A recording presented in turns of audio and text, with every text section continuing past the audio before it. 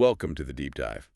Today we're going a bit off curriculum. We're challenging this whole idea that credentials are the only way to, have a profound discovery. We really are. We've been looking at this amazing collection of sources on a man named Jose. And his story is it's the ultimate paradox. It really is. I mean, think about it. This is a man born into, well, grinding poverty. He never once attended a formal school. Zero academic credentials. Not a single one. And yet, he's the person who developed one of the most impactful mind training methods of the entire 20th century. A system that just fundamentally changed how millions of people see their own potential. Oh, exactly. And the question that all these sources just force you to ask is, what truly awakens human intelligence? Yeah, is it the classroom? Is it some, inherited gift? Or is it something else? Is it, like the sources suggest, a level of pain or just sheer necessity that's so great it forces you into this radical self-learning mode just to survive? What's so fascinating is how all this material just reframes where we think wisdom comes from. We're conditioned, socially, to believe that great wisdom needs these perfect university-funded circumstances to appear. Right. It is a lab coat and a grant. But Jose's life, it just demonstrates that this potential for profound insight is, well, it's completely independent of all those structures. Okay, let's unpack this. Because his life story is this perfect, concrete example that proves the biggest limit we face isn't our circumstance. No, not at all. It's the belief we hold about our own capacity to learn and discover things for ourselves. So let's start at the very beginning, because his background really sets the stage. It's intense. He lost his father when he was just 4 years old. So formal schooling was it was an economic impossibility. It was never even on the table. And he only learned the alphabet, the basics of reading, by watching his younger siblings do their homework. Wow.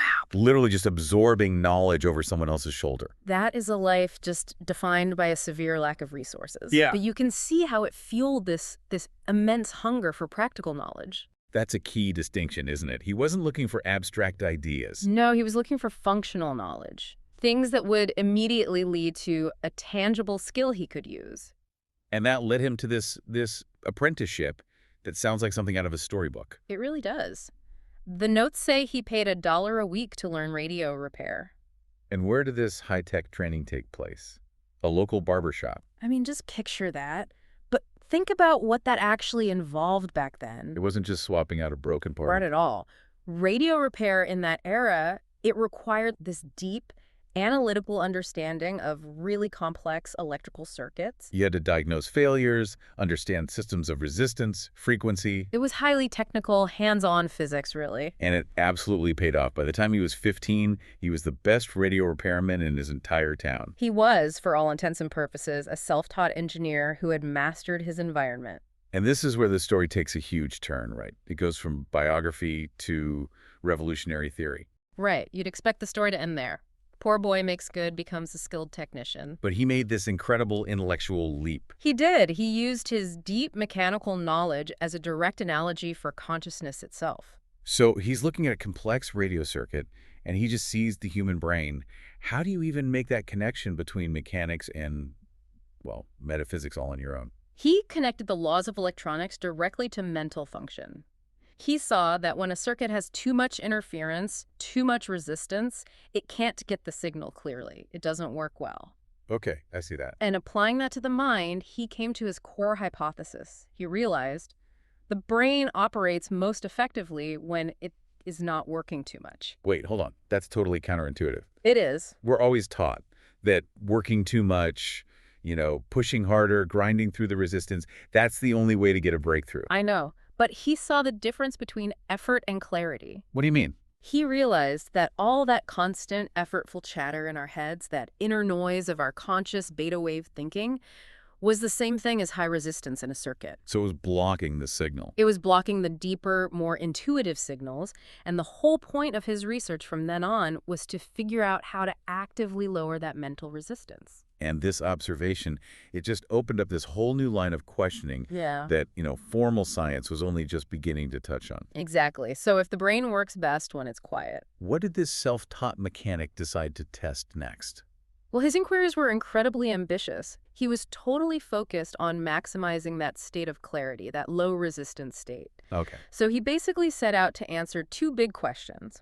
First, Can we consciously guide the brain to an optimal frequency to learn or memorize things faster than normal? And the second one. Second, in that state of deep tranquility, can the mind reach for a deeper intuition? Can it access knowledge that isn't just coming from your five senses? That all sounds so theoretical, almost philosophical. But then the proof just landed right in his own home. This is where the story just explodes. Yeah, the sources detail this completely unexpected evidence that confirmed everything he was thinking. His own Daughter, who's described as a perfectly normal kid, starts showing these abilities that just defied conventional science. Specifically, she started reading his thoughts. Can you even imagine that shock? I can't. It's one thing to have a hypothesis about a state of mental clarity. It's something else entirely to see your own child prove it in a way that just shatters every known psychological boundary. And the notes, they make a really key point here, which is so important for you to get. Yes. They stress this was not treated as mysticism. It wasn't supernatural. Not at all. Yeah. Jose saw it as a functional, observable consequence. A predictable result. He was guiding the brain into a specific state, and this was the outcome. A state that, science back then just didn't have the tools to explain or categorize. It was an objective result from a controlled mental experiment. And that functional, practical approach drove the next decade of his life. Because this wasn't just a one-off thing. No. We see in the materials that over the next 10 years, he dedicated himself to what was an incredibly rigorous study, even though it was completely unfunded. A 10-year study with no lab, no grant, no university backing him up. That dedication just speaks volumes about his conviction. It really does. And he did it. He successfully replicated those results in 39 other children. 39. That scope of replication, all of it done completely outside the academic system, is just monumental. It really highlights the strength of his commitment to what we'll call law number 2, choosing what you observe over what society tells you is possible. He didn't wait for permission. He didn't wait for funding. He just proved his hypothesis through persistent, observable results. And that focus, that dedication, driven purely by his own curiosity, is what led to his insights. Which brings us to the synthesis of all his work. Right. After a decade of just watching what works and what doesn't, he distilled everything down into 3 major laws that govern how anyone can access this superior intelligence. These are the core operational principles. And these are your takeaways. I Yeah. mean, if you really understand these 3 laws, you get the core insight of this self-taught mastermind. Let's do it. Okay, let's break down law number 1. The power of pain and questioning. Jose found that intelligence doesn't just grow when you learn more stuff. It expands when you endure enough pain or necessity to start asking completely new questions. This is such a critical feedback loop for self-mastery. Most people, when they face pain or adversity, they just retreat or they look for a comfortable answer. Right. You want the pain to stop. But Jose's poverty, his hardship, it didn't shut down his curiosity. It forced him to ask the most profound, fundamental questions about his own reality. Questions like, why am I struggling? Or maybe, Or, is the way that everyone else learns really the best way? Is this it? it's the difference between asking, how do I fix this broken part? Versus asking, is the whole machine designed incorrectly? Exactly. If you're comfortable, you ask comfortable questions. Questions that just confirm what you already believe. But when pain strips away those comforts, You're forced to ask revolutionary questions that can actually restructure your entire belief system. That kind of intellectual pressure is what triggers the expansion of real intelligence. that makes perfect sense. Pain, if you channel it right, it's a catalyst. It is. Okay, now let's move to law number 2, which is just so beautifully captured in how we do his research. Observation over social limits. This law states that intelligence develops when you observe the truth, what's actually happening in reality, instead of just believing the social limitations that everyone else accepts. That was a direct challenge to the establishment back then. Oh, a huge one. Society at the time, they really believed that intelligence, IQ was fixed. It was set in stone. And that formal education was the only real path to high-level thinking. And yet, what did he see? He saw his own child performing these feats of thought that contradicted every single expert opinion out there. The observation of his daughter, it just overrode everything that society was trying to place on human potential. The new truth you discover has to take precedence over the old limiting belief. He proved that. And that right there is the definition of a paradigm shift. He did it through pure observation. And that brings us to the third law, the principle of quietude, which ties everything back to his start in radio repair. Yes, his core hypothesis about reducing resistance.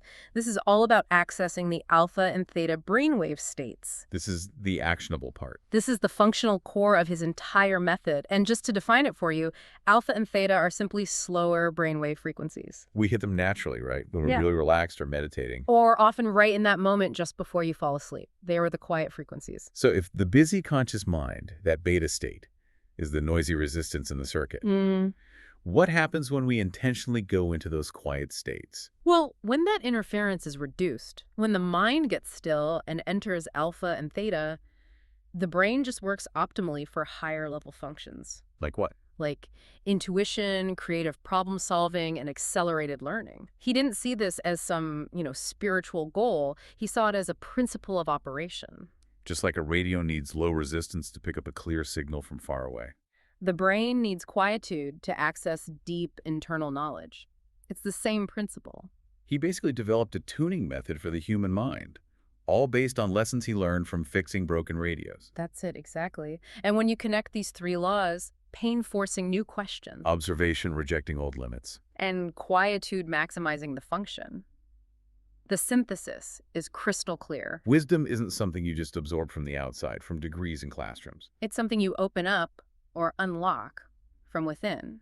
Jose didn't create new intelligence in those kids. He created the environment for their latent intelligence to finally show up. Which gives us the final, really powerful takeaways for you from this deep dive. Well- First, the sources just strongly affirm that the biggest thing stopping you from unlocking your own potential, it's not a lack of opportunity or credentials. No. It is almost certainly the belief you hold about your own limits. And the second insight, which just flies in the face of modern productivity culture. It really does. Wisdom arrives not when you try harder or you ramp up that frantic, effortful thinking. It arrives when you consciously choose to become quieter. The mind has to reduce effort to access its best, most intuitive state. And maybe the most inspiring idea of all is that everyone has this. You have this untapped potential. You have a Jose inside, just waiting to be accessed. But you have to dare to ask the right, difficult questions. You have to challenge the reality that's currently holding you back. And this man, who became this global teacher on mind training, he never lost his humility. Not at all. The sources say that when people would praise him for changing their lives, for awakening their minds, he'd just smile. And what would he say? He'd respond, "No, I didn't change your life. You did that using your own mind." So what does all this mean for us today?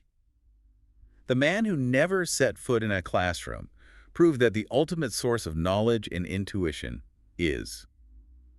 it's internal. It's just waiting there behind all the noise of our busy, effortful lives. The most important lesson, then, is that this higher wisdom is always within you. It's just waiting for a moment of stillness so it can be revealed. So the person who learns how to quiet down, to observe the truth instead of social limits, To question deeply when they're faced with adversity and to consciously choose new, expansive beliefs. a person won't need anyone else to awaken them. They will become the one who awakens. Right. And that is true self-taught mastery.